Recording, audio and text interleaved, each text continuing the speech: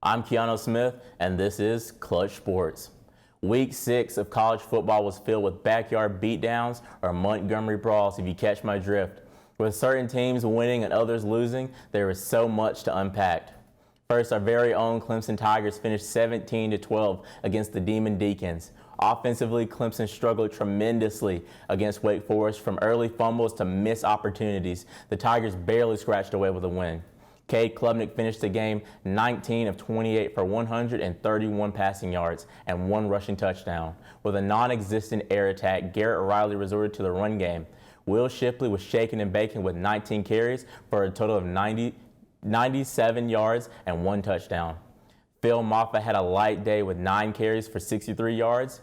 The Demon Deacons defense, try saying that 5 times fast, deserves much credit. Speaking of defenses, the Clemson Tigers defense prevails once again. Wake Forest offense scored 12 points, scoring their only touchdown in the fourth quarter. The Tigers defense had a total of 4 sacks, causing havoc once again. Next up is the Red River rivalry. This game was electric in all aspects. However, the outcome you may have expected is definitely not what happened. Oklahoma won this one, and it was a dogfight.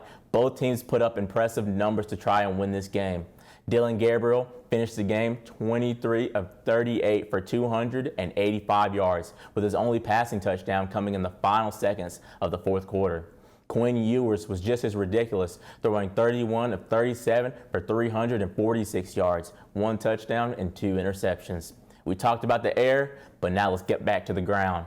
Dylan Gabriel might start running track, rushing for 113 yards and 1 rushing touchdown. He willed his team to victory. In comparison, Texas Longhorns running back Jonathan Brooks rushed for 22 carries and 129 yards with 1 touchdown. Both wide receiving corps for the Sooners and the Longhorns put on a show, making catch after catch throughout the game.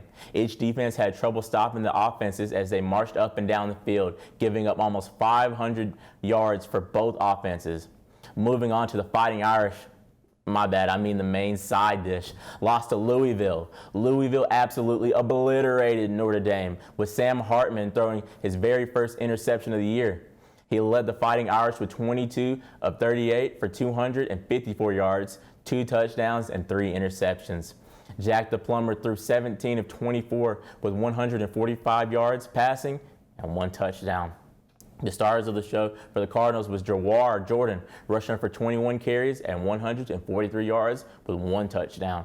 This dude was like a sharp knife cutting through steak, but, it's just unstoppable. Also, to help Louisville's efforts, Jamari Thrash caught 8 receptions for 75 yards and 1 touchdown. On the defensive side of the ball, there were sacks left and right. Each quarterback was running for his life. Rightfully so, though, because I would be too. In the end, Louisville's defense outperformed themselves, sacking Sam Hartman 5 times and catching 3 interceptions. Sammy better start practicing for those Tigers later on in the year.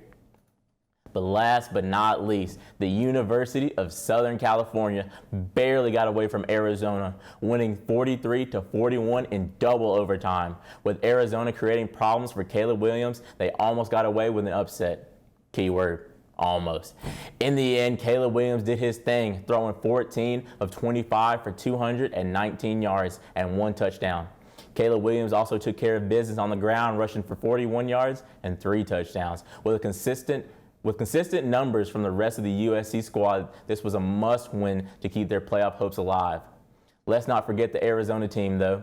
Noah Fafita threw for 5 touchdowns, 4 of them to the same receiver. However, the Trojans prevailed once again, keeping their playoff dreams alive. That's a wrap for this week's college football news. To stay up to date, make sure to check out my show every week to stay tuned into your favorite sports teams.